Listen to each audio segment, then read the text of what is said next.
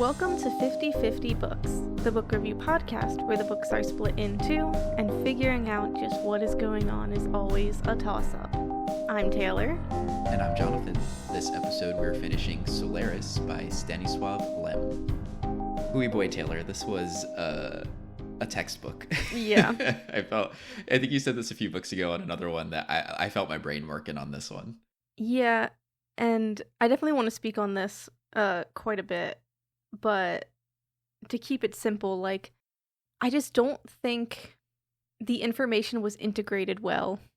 And so it was I'm just going to let my eyes skim over this stuff. Yeah, I guess I wonder if it is just kind of there to build out the world and not to necessarily prepare you for anything, right? I was starting to try to make connections between the whole Mimoid thing and the guests. It's probably as close as I got to the scientific connection making any sense, but there was so much more information beyond that. And yeah, I couldn't tell if it's just oh, I'm missing something, or this is just really here because this book is for sci-fi people, you know? Yeah, I mean, I do think there's correlation between the things that are happening, right? With the memoids and the symmetry ads and all of that kind of stuff. But we're just dealing with a protagonist who isn't making those connections. Mm-hmm. And a plot where none of it matters at the end. So it's kind of why am I putting my thought into this when none of it matters? Yeah.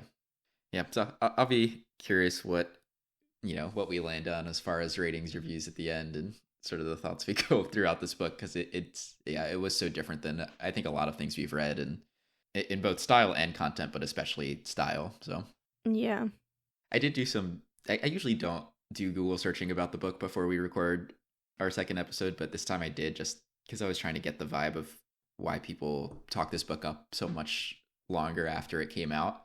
And it's more about, kind of the higher level points it's trying to make, or conversations it's trying to bring up about, I don't know, just the various science and human topics that it's talking about, like alien contacts, but also just kind of human psychology, right? That it's more of an exploration of that. At least this is what I'm seeing other people say, that it's more of an exploration of that rather than a story. So I'm kind of keeping that in the back of my mind as context. Yeah, I mean, if you're looking at the spectrum of enlightenment and entertainment in regards to a book, right? I think this definitely skews more towards enlightenment. But I do think there's a way this could have been more entertaining. Sure. With some of these things that are being talked about. Yeah, absolutely.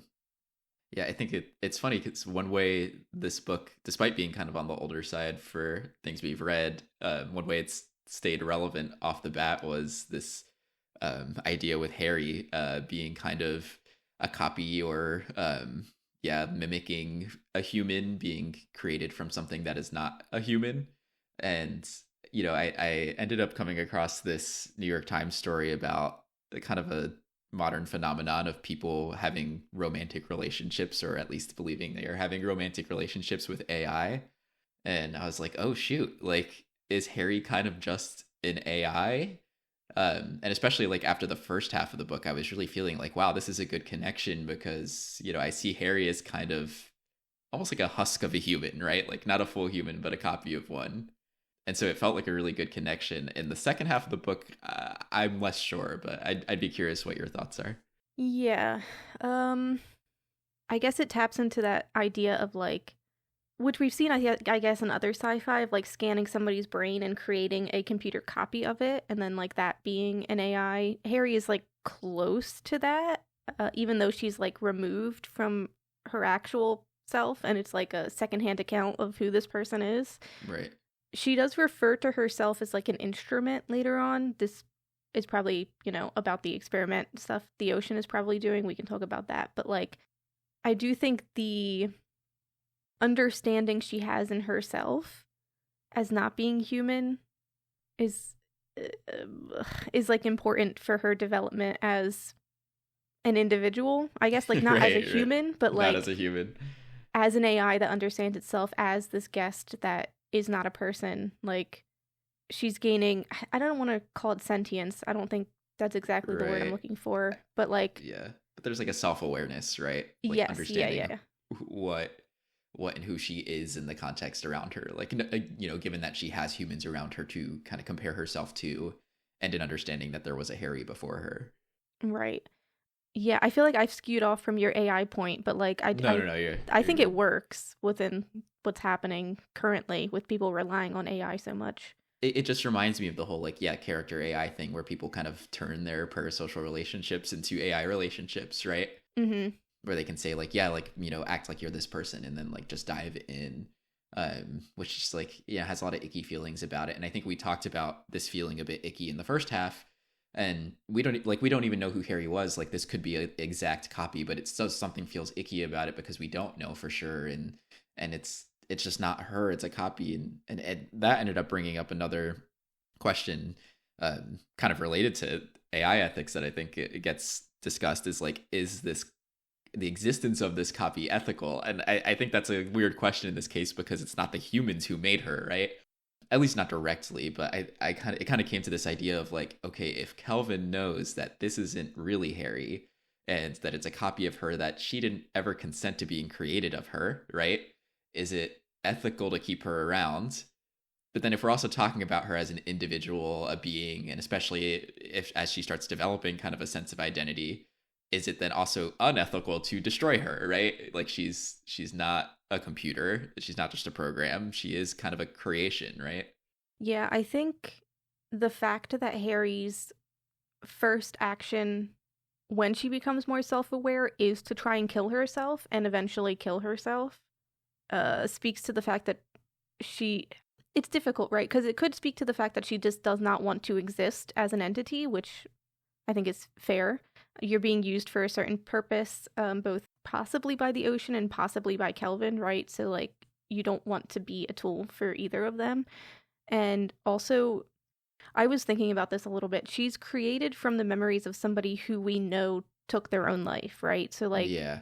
is that depression and is that draw towards suicide, I guess, impacted not as not due to her as an individual as she's developing within this book, but due to her being created from these memories of somebody who was suicidal, right? So like even those actions she's taking might not be her actions, they could be because of this previous person. That's a good point too, right? Because it's kind of coming from Calvin's perspective, and one thing that started sticking with me more this second half of the book was Snout's comment from the beginning of, I guess, like the guests being created with full knowledge of kind of your worst memories, but also your worst thoughts. And so not even just things that you did, but just things that were like invasive, intrusive thoughts, right? And so I can imagine for something like this where we already know that the suicide haunts Calvin, that's going to be like magnified in this creation. Just this idea that Harry's going to be stuck with kind of Calvin's biggest fears about Harry. Right. I do think like in some ways she was becoming her own person because Kelvin was treating her as a person. Kind of. Like Harry does make a note of like I wish you would just hit me instead of being kind to me because Kelvin is obviously acting differently than everybody else. I do think Sartorius and Snout were being very cruel probably to their guests. We never Yeah. get to meet them, but that's the impression I get. That's what Snout lets on, at least. Like he's shocked that Kelvin isn't being that way. Yeah, so I guess he's giving her the space to like come into her own identity a little bit, but Mm, I think it's I don't think it's possible when Kelvin clearly can't move on from Harry yeah. and like what he and the guilt he feels for what he did supposedly that we never learn Right. about, right? So like Yeah. it's like the basis of this book, right? It's Kelvin saying these things. I love you for you. You're not Harry, all of this. But like his actions and the way he's treating her is very different from what he's speaking, right? Yeah. I think I'm led to wonder too about more of the Harry Calvin situation, like the original one. Like there is kind of the haunting part of this, right? Like the suicide and the potential for bad thoughts to be affecting who Harry the guest becomes. But then it made me wonder too if there's more to the story than just like this argument they had, right? Before she took her own life. Like maybe like I started to wonder why she was so insecure, right? Like why she's like so anxious and like I don't know, like she would kind of question Calvin and then kind of cry sometimes, or like say comments like, "Oh, I wish you would just hit me," right? Like there's kind of like a weird interaction happening there that made me wonder like if either if Kelvin was abusive, or like he cheated on her, or like something else that's like adding a little bit more to like why she's behaving insecurely as opposed to just like depressed. Yeah, I don't think he was physically abusive, but I could definitely understand like emotionally abusive or emotionally negligent, maybe. Like, Yeah. Oh yeah, he says a couple of things about emotion in there where he's like, God, why do we have to deal with this stupid emotion stuff? yeah. The psychologist. I know. I think the way they are in the second half of the book, of like pretending everything is fine and just like Kelvin not letting her go, and Harry doesn't have a choice, right? She has to stay with him or it's painful for her. Like, truthfully, it must be very agonizing for her. As much as Kelvin wants to stay in that situation, it's like suffocating for her, probably. So I could imagine that's how the actual relationship was like them pretending everything's fine, Harry not feeling as though she can speak on it because if she does, Kelvin just doesn't want to, like you mentioned, get into the emotions of it. He literally says he hates having heart to hearts. Like, Yeah. he's just not emotionally available, and so Harry just has to kind of, I guess it's most straight women do, has to kind of just play into it and allow it Mm-hmm. and take care of him and put up with it and all of that kind of nonsense. Yeah, for sure. I think part of me trying to understand Harry too has been the kind of transition between me perceiving her as only an AI or only a copy into like being an individual. Because just for so long, I was like, well, like she's just doing this because Calvin thinks Harry would behave this way, and she's made from Calvin's head. So like, I didn't even think she had the capability to have thoughts or like read, right? Like when she would read things, I was like, oh, she's just behaving like a human would, but I don't know if she's actually taking anything in. Like I just wasn't even sure she had a brain, right, or an equivalent to a brain, and so I was having trouble understanding like what individuality looks like for her as opposed to just like behavior. Mm-hmm. And yeah, like I think towards the second half, I was like, oh no, like I think she does think, I think she does respond, react, all of those things, and like especially when she does, goes and works with Snout directly and decides, yeah, like to give her life in the way she does, right? Like I think all of those things kind of suggest no, she does really have something more going on. But I just found it so hard to tell for so long because of the Calvin's brain part of it. Yeah, an argument could be made she's just acting this way because that's what she's supposed to do, right? But I think the tipping point is kind of when she leaves that note and she signs it as Harry and then she crosses it out and then she signs it as either an H or a K, right? I think that's like the showing of this was somebody who wanted to be their own person and was figuring out their own identity, right? But just hadn't gotten there yet. No, that's a great point. I didn't even think about that with the signature, but no, that makes a lot of sense. Yeah. Yeah, there was also like the moment where he first observes that Harry isn't always by his side, right? And I think that was a strong point for me to understand it too, because I thought the nature of them having to like be really close to their person was kind of like they wouldn't exist if they weren't near their person or something, right? Like there was kind of an idea mentioned of like the energy to supply them needs to come from somewhere. Though that might have happened later in the book, but that's kind of the idea that was in my head of like, oh, these guests they're only who they are if they are around the person, like around their person long enough, or like in the vicinity, or because they're like maybe, yeah, if they're an instrument of the ocean, like they are only doing their function if they're around the person, observing and interacting, right? So yeah, once she starts taking things into her own hands and yeah, like spending time by herself, that's I think a significant point. Yeah, I mean, I think I would like to believe Harry kind of becomes her own person, but like at least at the start, or I was getting the impression that Harry as the guest is like being used to communicate, like the ocean using Harry as a guest to communicate in a form that's more recognizable, obviously, Right, by kind of humans, meeting the right? humans where they're at. Mm-hmm. Yeah, so like the end of the book also with the note and the signature for me also could have been like this could be the guest as an individual, but what if it's also the ocean gaining a sense of identity and signing it as itself, right? Oh, I like that. Yeah. Yeah, I feel like at the end of the book they're kind of like, we messed up, like contact didn't really happen. At least that's how I interpreted it. But then I was like, yeah, like wait, what about this stuff, right? Like couldn't that be interpreted as such? I think on the other end, I had some thoughts in the first episode about this being kind of either an immune system for the ocean, right? And maybe kind of a passive behavior, or just like a random artifact, which I still kind of believe that a little bit, but just like not a thing that was like super intentional. Um, but that being said, like I think there's a strong case in a reading of this being like, yeah, this is a way that the ocean has been shown to try to mimic things, right? You get these like the mimoid situation where they're like almost copies of cities, right? And you can see like familiar shapes from the minds of people who are near it. So like there's obviously something there that at least from a human perspective we can see as communication. Whether or not it's really that is like kind of impossible to know. Right. The thread of like what the pilot sees and like the mimoids and like all of the buildings being created, and now we have the guests, which are an even more intricate like human display, like that shows progression. Intention or not, we'll talk about it, but like there could be something in like the ocean is trying to understand them and trying to create a way to communicate with them. The humans are just the ones that have the issue, right? Yeah.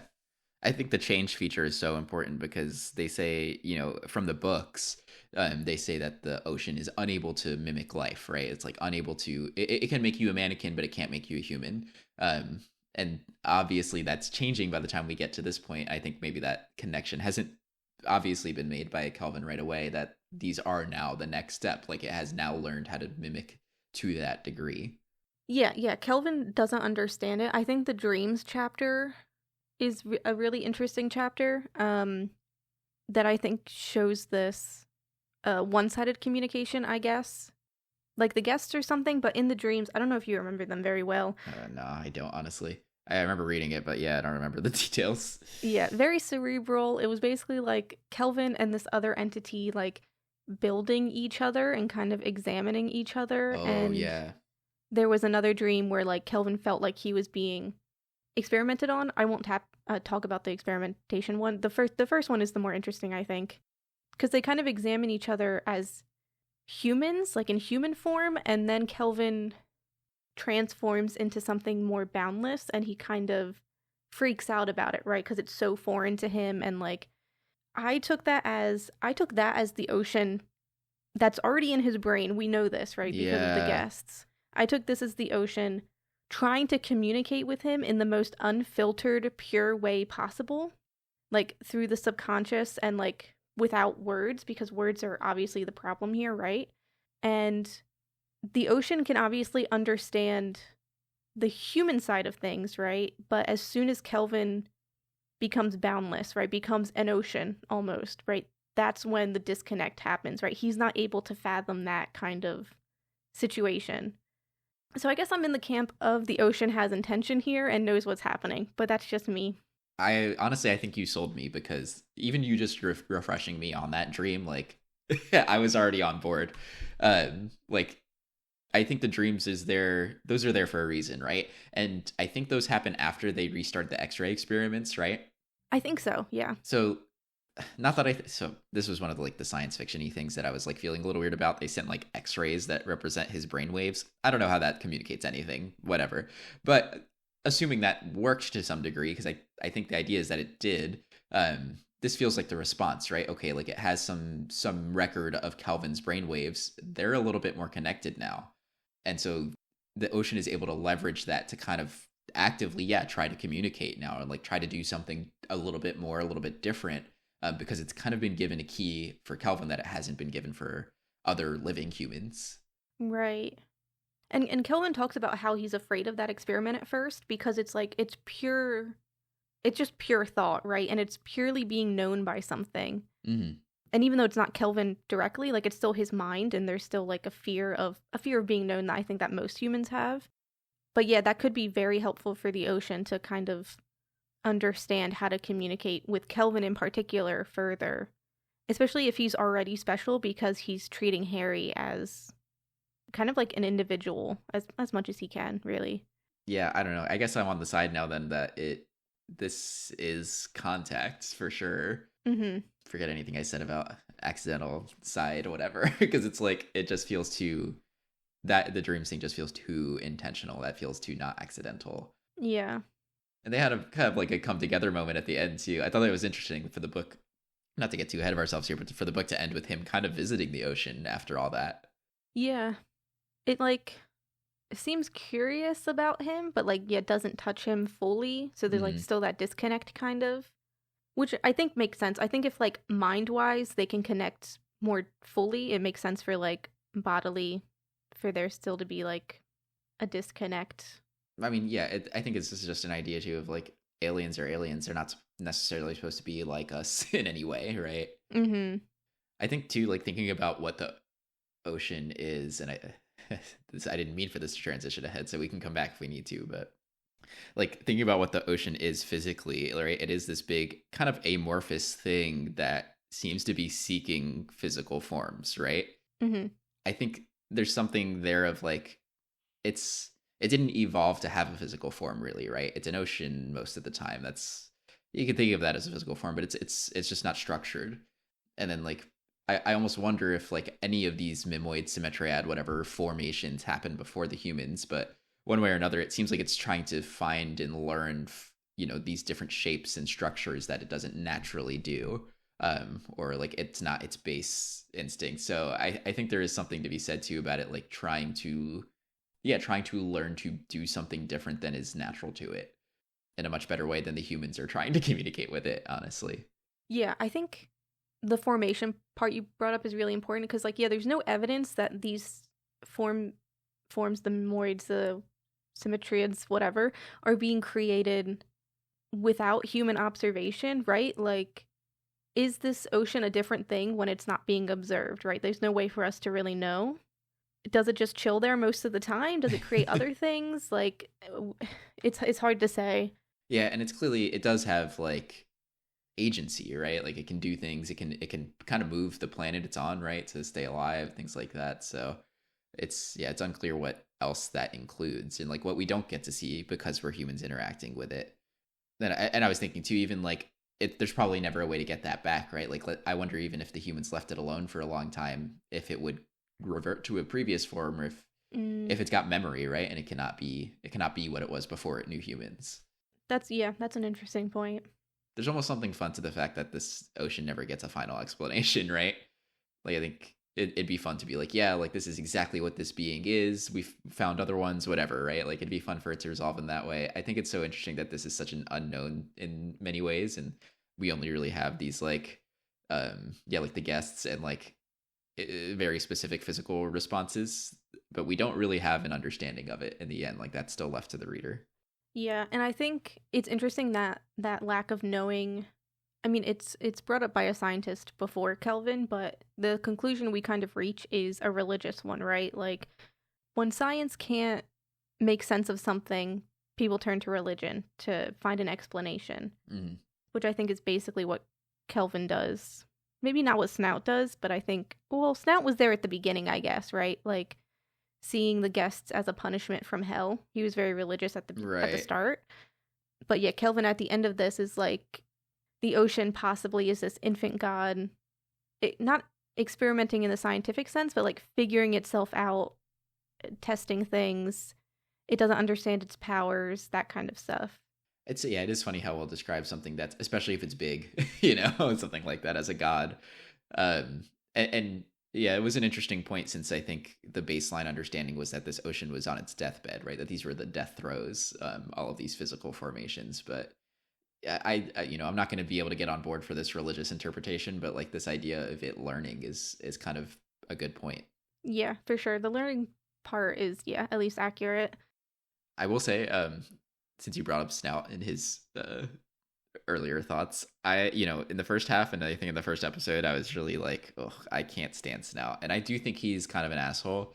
He was much more level headed in the second half of the book, and if you will, used his powers for good. Like when he would get annoying about stuff, I think he was trying to like get Kelvin back to ground level a bit. Hmm. And so I really found myself like, yeah, siding with him and like being like, yeah, like get Kelvin back for us now throughout a lot of the second half of the book.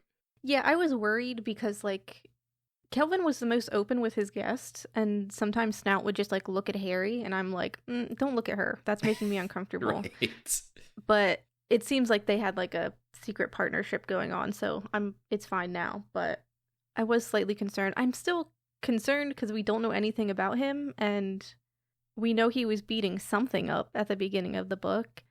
But yeah, he is the most grounded, I guess, yeah, in this whole group.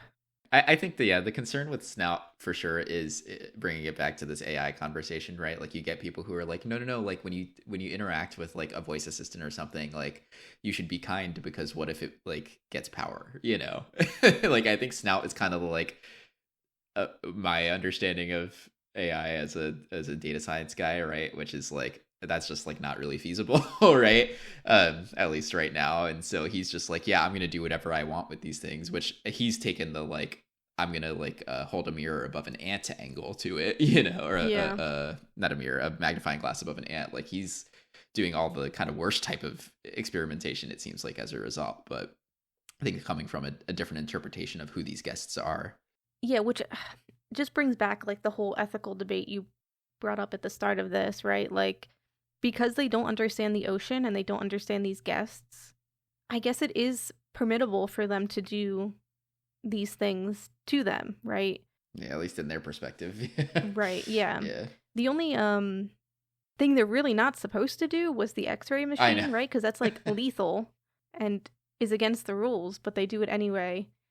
But I think that ties into when humanity like doesn't understand something or like gets frustrated with something, it just becomes negative, I guess, right? Violent. Like yeah, we reach the end. They do talk about this, like the negative perception they have of the ocean causes it to be cruel to it, right? As like a punishment. They're trying to punish the ocean. Right. Or I think at least Sartorius in particular was punishing it. I don't remember, but yeah, I think it's true for all of them, really. Yeah, they're kind of projecting that a bit, right? Yeah, like they project this idea of balance, like hell and guilt and all this stuff, right? That maybe aren't really like affecting the ocean's, you know, processes at all. I think it, you know, there's an ethical middle ground here, just I think simply because you have unknowns and what is ethics in an unknown environment. But yeah, on the other hand, I just think there's like, even without knowing what the other side is, there's just things you as a human should feel a little uncomfortable doing, right? Mm-hmm. And so I think it's hard not to judge on that. And also just because you don't know, it's kind of the thing that you could behave a certain way and that could have been so harmful to them. And this is not just to say like Snout, you know, beating up his guests, is that it could be something totally benign, right? In human opinion, because we're working with something so different, we don't know what hurts it, you know?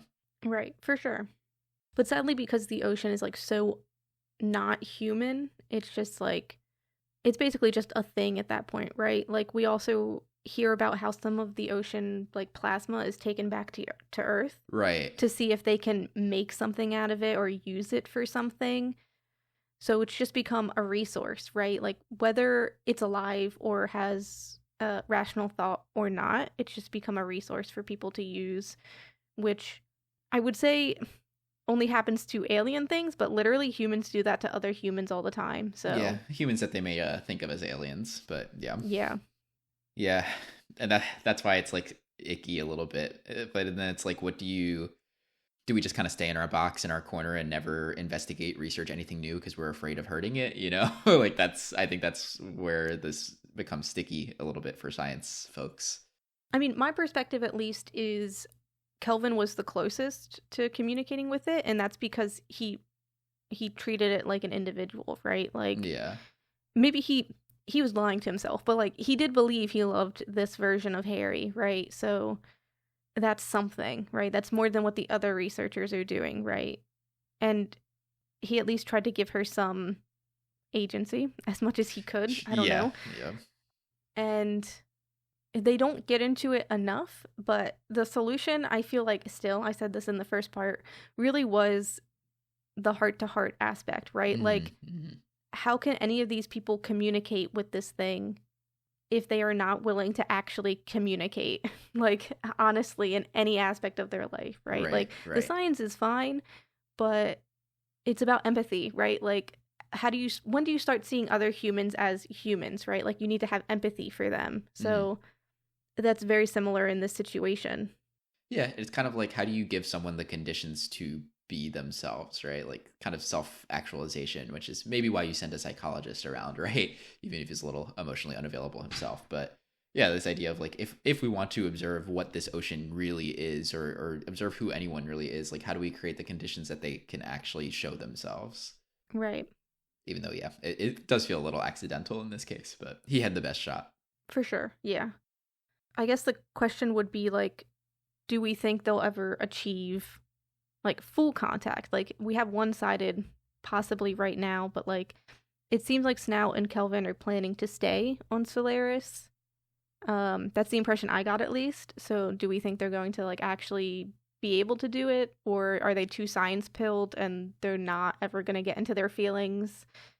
I got the feeling that it was impossible just because we get this note a lot of times throughout the book, but for humans to understand something, they have to keep relating it back to humanity and back to Earth. Exactly. Like, they can't contextualize what's happening any other way. And so this thing is like, so like the ocean can keep trying to meet them, but I don't think there's ever a world in which humanity can meet the ocean, right? So 100%. Yeah, I totally agree. I was like a little confused about the ending because I thought they were like calling to be picked up, but then they were still there in the next chapter. So yeah, I guess they did decide to stay around. Though I don't know, when he goes out to like visit the ocean, right? He's like, oh, I need to make sure I do this because I can't be someone who's never actually gone down onto the planet. And that kind of gave like leaving soon vibes. So I'm not 100% sure. I think, yeah, like even assuming they stay, I just think that they are too like close-minded in a way to make that happen, and maybe all humans are. I do think the author intentionally made this thing so different for a reason, right? I don't think the point is supposed to be communication, like open communication back and forth between us and this ocean. I think it's supposed to be too different. And it kind of makes me think of like how we are like common perceptions of what aliens should look like, even back to the like classic like green, the green skinned alien with black eyes type thing, where it's like, how many versions of aliens do humans come up with that are bipedal, like humanoids, and like no shade to James Cameron, because I do love the Avatar series, but like the most popular series with an alien right now are just really long blue humans, right? I think we would have a really hard time thinking about how to discover, interact with, etc., anything that is even a little bit farther from what we think an alien should be. An intelligent one, at least. Yeah, because like we also have the idea scientifically of what aliens probably are more likely is like other types of microbes and stuff, right? Like we're not sure how much structured stuff there is out there, but if there is something structured out there, we're probably not prepared for it. It's probably not like us. Yeah, it actually made me think of like the Stardust Grail, if you remember that book we read on the podcast. Humans were able to talk to aliens and like gain some understanding of them because of an alien species making that connection first, right? Like it wasn't human progression or like invention that allowed them to space travel. It was entirely aliens that allowed them to do that, right? Yeah. So I think it's a very similar idea of like humans can understand humans, and really they can't understand humans based on history. Yeah. But they for sure cannot understand aliens. Yeah, not to totally refocus on that book, but that actually was a book that did a good job with creating some aliens that were pretty different from typical like human construction, to the point where sometimes I think I felt, and maybe you were supposed to feel, like I don't know if I understand this species, Yeah. Yeah, but which I guess this book kind of does too, but just in a different way, because it's not a whole community. It's just, at least presumably, just one being. Possibly, yeah. Yeah, I guess actually the ocean could be a collective. Who knows? I mean, if the guests are like part of the ocean but also able to gain their own identities, does it then become like a hive mind species? Yeah, like do we? Yeah, once it's gained a sense of individuality, is it a member of a species instead of like a part of a being? Right. Because like then that's like, what is reproduction too, right? Like is this budding, right? Yeah, I don't know. Interesting. Yeah. Do you think if Harry was sent back to Earth that she would have like deconstituted like the ocean matter?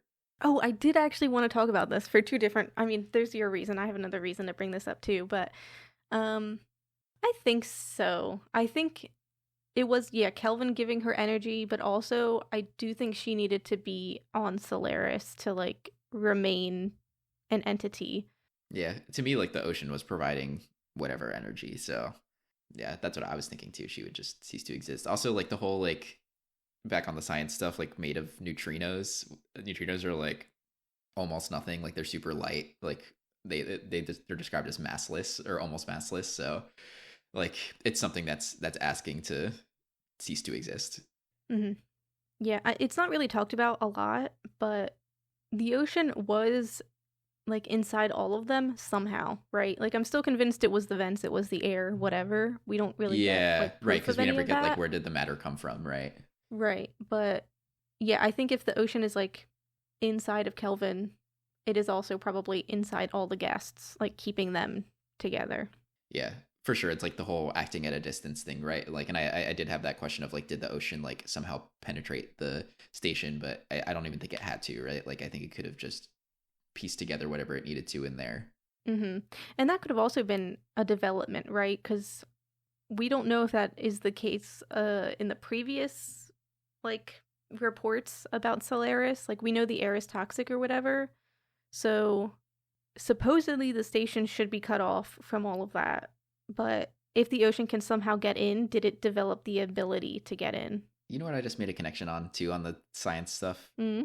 So neutrinos, like neutrinos pass through a lot of matter. So like right now, like there's probably neutrinos passing through us, our homes, etc. Just because of the type of matter, I guess they are kind of behaves a little differently. So it could have just shot some neutrinos in there and it would have made it in because they probably wouldn't have been blocked out by anything.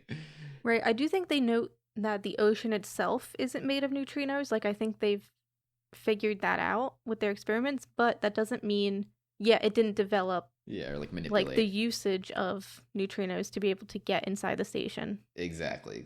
So, Which that's like, I guess could be unintentional reaction, but that feels very intentional. no, that does feel intentional. I agree to like, yeah, kind of amass neutrinos in that way. Yeah. Mm-hmm. Speaking on the Harry going to Earth bit, though, I did want to bring up, and this ties into things we've already talked about, but like, we do get some information about Earth and the fact that you have to have papers and you have to be a human to be on Earth, which I think is very interesting when this whole book is about making contact, right? It's like you're going out there and you're. They don't use the word like colonizing, but I would like to assume humans are colonizing other planets and taking resources back for themselves. I mean, Right. they're taking the ocean back for some kind of usage, right? So they're definitely doing that in other places. Right. You'd think they'd probably be frothing at the mouth for an alien. For sure.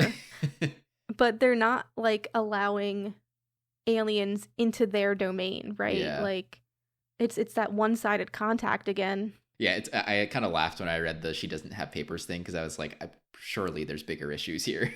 Like if she were a teenager when she arrives, that'd be a pretty bad result as well. Mm-hmm. Yeah, I do wonder. Like, yeah, I wonder if they have protocol for that, where they would like leave whatever they bring in orbit around Earth while they send some astronauts up to like gauge its safety before bringing it down or something. Probably, yeah. But then, yeah, Harry for sure, if she did somehow end up back on Earth, would be an experiment, right? So Yeah. The last major point I'm thinking is, yeah, why this book it seems quite well known in the sci-fi community. I would say overall I'm kind of an outsider in the sci-fi community, but just like wondering if we have any thoughts on why it seems to be so foundational, like especially given that it is a more psychological book. Like, do we think it's because the world was expanded via the like history of science within the book, or do we think it's because it's different from other sci-fi and that it gets into the human angle, or is it that it like really kicked off the thing of sci-fi being an analysis of humanity, right? Like I have no idea, but those are like my initial instincts on what it could be. Do you have any thoughts there? yeah, I have read really very little sci-fi. I mean, Frankenstein, I feel like people don't think of it as sci-fi, but No, it totally it is is, like yeah. the sci-fi, right? And I've read some Bradbury in college, and I think it is that questioning humanity and like what it means to be human, I think is very sci-fi, Mhm. right? Like the othering that happens for something that's clearly not human, but also these things are able to develop an identity. And so like what morals are they afforded, Yeah. I think is all very sci-fi. So I do think this gets into it.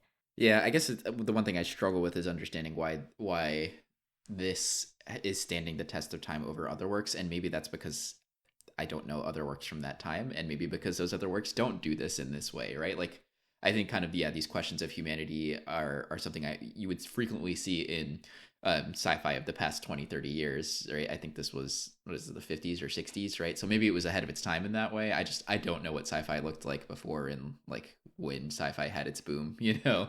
Mm-hmm. But yeah, maybe it's just like different because of the time that it came out in. Mm-hmm. Yeah, I think it took him a while to write because he had been writing satire, and there was like a lot of issue with the government back then, just because like censorship and stuff. But like, yeah, I think there's obviously some popularity to be had in that, right? For speaking honestly about that. I think science fiction in general, like with the human perspective and like what it means to be human, is like very honest. Yeah. In its criticism of humanity. Yeah, I feel like I've always thought of at least science fiction literature as a bit political, so that makes sense. It's usually trying to make some bigger point. So yeah, and I think we've seen that like recently, science fiction, like dystopian literature, right? Like that's kind of what it's branched into. Yeah. At least when we were younger. I can't think of any notable dystopia right now, but like we obviously had Hunger Games, Maze Runners, things like that. It's interesting that era has a timeline on it, because like, yeah, I think YA for us was so dystopian, and that's so bizarre in hindsight. Yeah. But it makes a lot of sense for the world that we live in, so. Yeah. Yeah, I think this, sadly, like, it's doing a lot of these high-level topics right. Like, a lot of them are still important, like we talked about, like you mentioned with the AI and stuff, but I think this falls into, at least for like a modern audience, the issue of like info dumping, right? Which we've kind of become very critical of in like contemporary works, I think. I think fairly, frankly, but yeah, I think, yeah, this is a thing that this is a comment I made about fantasy too, right? Like, I think there is an appeal for particular audiences who are looking for that info dump. I think something like Lord of the Rings, right, where I'm like, oh, there is like a multi-book series and there's a lot being built up here. It ends up being more info dumpy as a result, but I'm like, yeah, like I want that info, right? Because there's a whole thing happening here. I think in this book and in many standalone books, I'm like, let's keep it to a limit, because the investment is also limited. When I'm done this book, I'm done this book. Right. And like this taps into my review a little bit, but I think there's a way to integrate information. I mean, this is like a water is wet point, I think, that I'm saying here, but a lot of the things that are being info dumped, I think, are important, right? Like the pilot's report and the memoids and like the change we've seen and we've noted in this episode that feels very intentional, as if the ocean is learning, right? Like that's all necessary information. But I think in this in particular, it might just be the fact that Kelvin is like talking about these things and like telling us these things, but he's not the one making these connections. He's not thinking about this information, he's right? Reporting. So it's like, yeah, he's reporting it, right? It's the same with Sartorius presenting something, right? Yeah, like Kelvin in this book is basically writing a report. And so maybe like all the info dumping is like necessary, but like, I don't know. There's just, if you're going to be like cerebral in the points you want to make, then Kelvin should be thinking about these things. Yeah, they should matter. Yeah. Yeah, I think to me it almost feels like, with more information, there's more connections to be made. And so like, yeah, maybe kind of all the words do matter, but they don't all matter in a single read. And, you go back and read them again and you're like, oh, I get why he put this here. And maybe that's kind of some of the, I don't know, excellence we may be missing by not being like, the people who are deep in the sci-fi community who really like this, right? But on the other hand, like, I just think the longer something is, the more connections you can make, right? And it's kind of like, I don't know, like in a way, like many religious texts are like this, right? The Bible has got a ton of stuff in it. And so you can make all these connections and contradictions, but like a lot of connections across the material, right? And is that because it's about the same thing? In some cases, yes, but also it's just long. There's a lot of text, right? And so I think you add more text, you add more opportunity for connection. And I don't mean that to be like an accusation of that being empty, just like, I think if you fill it out some more, like you give people the opportunity to do that, and that might be the incentive to do that, even if it's not presented in the most entertaining way. Right. Well, we can get into review since we kind of started touching on yours, if you'd like. Yeah. I feel like the whole info dump part was basically what I wanted to talk about, just because this book isn't like, it's in a weird space where it's not really character driven because Kelvin isn't doing anything, but it's also not really plot driven because nothing really happens, and so it does just feel like a report, right? Like Kelvin documenting what's happened to him, Which I think is what it is. Yeah, which makes sense why he leaves out any emotional thoughts he might be having, and like why he's including all this information, even though it could be a footnote. But yeah, I guess that just means like stylistically, I just didn't vibe with it as much. I feel like I didn't hate the things this book talked about though, right? Like I feel like I've made it clear in this podcast that I like these high level discussions, and I like thinking about like what it means to be human and all that kind of stuff. So I feel like rating wise, it might be like a 2.5 or a 3. Mm. Maybe a 2.5 because Kelvin really did piss me off. Like, I wish he was a little bit more active. Yeah, that's fair. But I guess the depression really got to him at the end. So yeah. That's what I'm thinking. You had me thinking for a second it was going to be higher with the last things you were saying, but Oh. I understand. Yeah. I think, for me, I find myself wanting to give this book a lot of credit. Kind of for similar reasons of what it brings up. And we were able to have kind of a lot of good discussion about the ideas it presents. So I want to give it credit for that, but it feels a little bit against my will because I don't think I had an enjoyable time reading the book. I think that's maybe, it's sci-fi style, it might be old school style, right? Because it's an older book. Also, it could just be the translation. And I know we chose this translation because it had some, positive reviews and support from the family and stuff. But I think just translated works in general can sometimes be a little tougher to read, right? Mm-hmm. And so it might be some combination of that's making me feel a little down about it. But I mean, there were just some chapters where I would go to the group chat and be like, Taylor, I'm dying. Yeah. This information it's too information, right? It's just so much, it's dense.